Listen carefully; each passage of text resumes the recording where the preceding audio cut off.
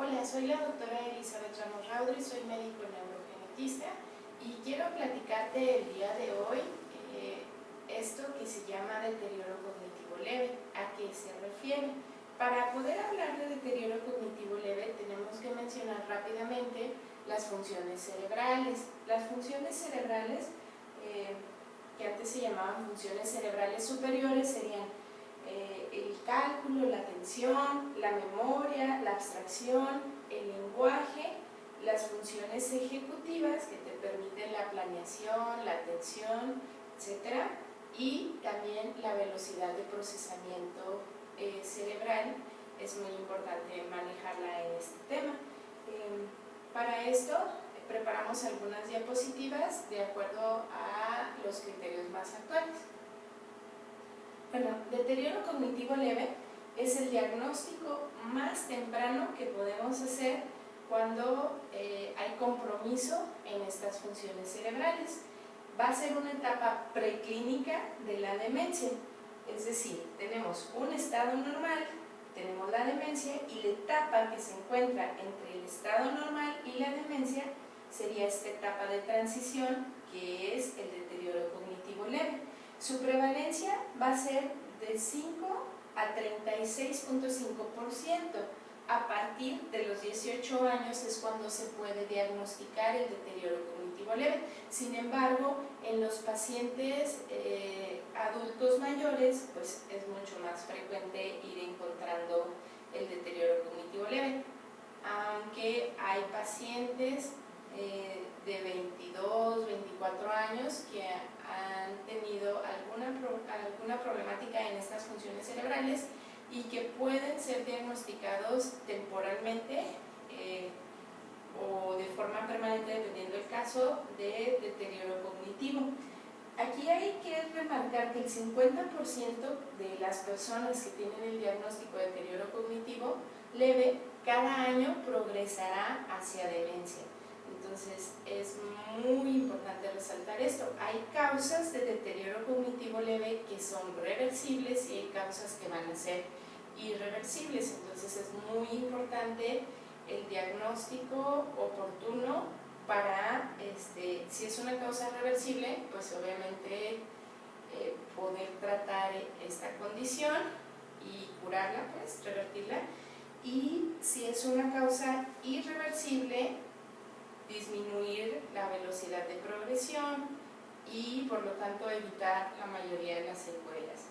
La clasificación actual es en 4 tipos. Uno, amnésico de un dominio, es decir, solo está afectada la memoria. En el 2 sería amnésico de múltiple dominio, es decir, hay afección de la memoria, pero también de alguna otra función cognitiva.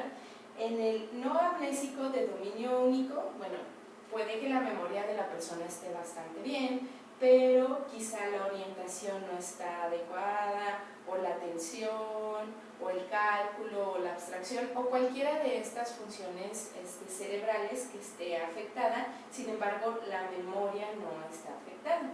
El de no amnésico de dominio múltiple, bueno, pueden estar afectadas tanto la atención como el cálculo, como la planeación, y que recuerden que la planeación y la atención son parte de las funciones ejecutivas. Sin embargo, respecto a la memoria, en estos últimos 2 casos es más complicado el diagnóstico a tiempo porque los familiares y el paciente generalmente lo atribuyen a otras características, pueden atribuirlo a estrés, etc., y no atenderse a tiempo.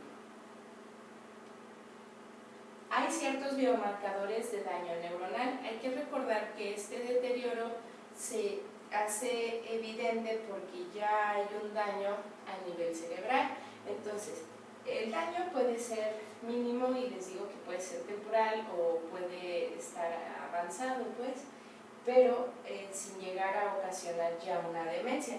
Por ejemplo, en líquido cefalorraquídeo se pueden medir niveles de la proteína tau, o también puede existir atrofia en la resonancia magnética. Recuerden que la atrofia cerebral se debe a la muerte de las neuronas y que aunque nos parezca desde un principio que esto lo tengamos que considerar irreversible, pues hay que recordar la parte de la neurogénesis, y en la neurogénesis todas las personas tenemos la capacidad de estar generando neuronas, y pues de hecho se generan en promedio 700 neuronas al día, que en comparación a la cantidad de neuronas que tiene el cerebro pues es una cantidad mínima, pero hay factores que van a ayudar a que sea mayor la cantidad de neuronas que se generen, o hay factores que pueden disminuir la formación de neuronas. ¿Dónde se generan estas neuronas? Bueno, hay tres áreas muy importantes, pero la más importante para este tema y en general es la del hipocampo, en donde hay células madre que pueden llevarse a la formación de microglia o llevarse a la formación neuronal. Y ¿dónde podemos encontrar esta atrofia principalmente? Si se fijan, en hipocampo o en lóbulo temporal medial. Es de las áreas más comunes encontrarlo. El metabolismo de la glucosa va a estar disminuido, va a haber disminución en cuanto a la perfusión en corteza temporoparietal, y pues esto lo podemos ver por distintos estudios de imagen, pero a la vez funcionales. Hay diferentes criterios clínicos para hacer el diagnóstico de deterioro cognitivo leve. Bueno, dentro de los principales están los criterios clínicos de la Asociación de Alzheimer, y te menciona lo siguiente: cambio cognitivo que se aprecie por el paciente y por los familiares. Evidencia objetiva. Dentro de la evidencia objetiva podemos utilizar algunos tests. El que yo les voy a mencionar en esta plática sería el test de Moca. Preservación de la independencia y funcionalidad. Si no hay preservación de la independencia y de la funcionalidad, entonces ya tendríamos un diagnóstico de demencia. Si se fijan, aquí menciona claramente que no exista demencia, porque estamos diciendo que es un paso previo, y descartar otros padecimientos, entre ellos padecimientos vasculares, traumas, medicamentos. Esto de los medicamentos también es súper importante, y también deficiencias de, por ejemplo, personas que tengan hipotiroidismo, que tengan deficiencia de vitamina B12, o sea, todo esto debemos de descartarlo, porque una vez que lo tratas, primero pues revierte, y entonces ya no tendrías deterioro cognitivo leve, y siguiente, porque sería otra la causa. Otros de los criterios importantes en que debemos de basarnos es en el de DSM-5, y aquí tenemos que sea referido por el paciente el problema con la función cognitiva. Test neuropsicológicos estándar. Un ejemplo pues podría ser el test de Moca, pero hay otros test que también se pueden utilizar. Que sea independiente del paciente, que no haya delirio, excluir otras enfermedades, valorar la presencia de síntomas agregados, y pues descartar primero que sea por hipotiroidismo o por una deficiencia de la vitamina B12. Hay que recordar que la deficiencia de vitamina B12 es muy común en la población en general. Se describe en población pues jóvenes adultos un 6%, en población adulto mayor 20%, sin embargo puede ser incluso más, porque vamos a mencionar algunos factores que te pueden llevar a deficiencia de vitamina B12. Dentro de estos factores, el estrés por sí mismo puede causar una inflamación intestinal que disminuya la absorción de esta vitamina a nivel del hígado. Además de esto, puede haber otros factores como el uso crónico de ciertos medicamentos. ¿Cuáles? Metformina y omeprazol. Y para términos prácticos, ¿qué es uso crónico? Porque pensaríamos que por años. No, bueno, en la definición dice que es por más de 4 meses. El uso de anticonceptivos orales también disminuye el efecto de la vitamina B12. Y todos estos te pueden llevar a una deficiencia de vitamina B12, y la deficiencia de vitamina B12 se puede manifestar de diferentes formas. Te puede llevar a una demencia, te puede llevar a problemas desmielinizantes, a otro tipo de manifestaciones. Entonces es muy importante que en la exploración neurológica que realice tu neurólogo y tu médico neurogenetista sean muy detallados y busquen datos referentes a deficiencia de vitamina B12, que también te afecta las funciones ejecutivas como la planeación y algunas otras funciones. Bueno, ¿cuáles son los factores de riesgo? Antes de hablar de los factores de riesgo, sí quiero dejar algo muy en claro. Hay una gran diferencia entre un factor de riesgo y un factor determinante. Por ejemplo, en un grupo de pacientes que fuman, algunos de ellos van a desarrollar cáncer. La mayoría, cáncer de pulmón, la mayoría de los pacientes que tienen cáncer de pulmón, pues fuman o fumaron. Pero no todos los que tienen cáncer de pulmón fumaron. Entonces, esto es importante porque fumar es un factor de riesgo, no es un factor determinante. En cambio, si yo me corto las venas y me desangro y no recibo atención por esto, pues voy a fallecer. Y así sea algún personaje famoso o tu vecino o quien sea que se corte las venas, se desangre y no reciba atención por eso, pues va a fallecer. Eso es un factor determinante para muerte. Entonces es muy importante diferenciar esto porque vamos a ver que hay algunos factores genéticos que son factores de riesgo, es decir, te aumentan el riesgo pero en un porcentaje pequeño. ¿Qué es un porcentaje pequeño? Un 5 a 7%, y aquí nos enfocamos más hacia los polimorfismos.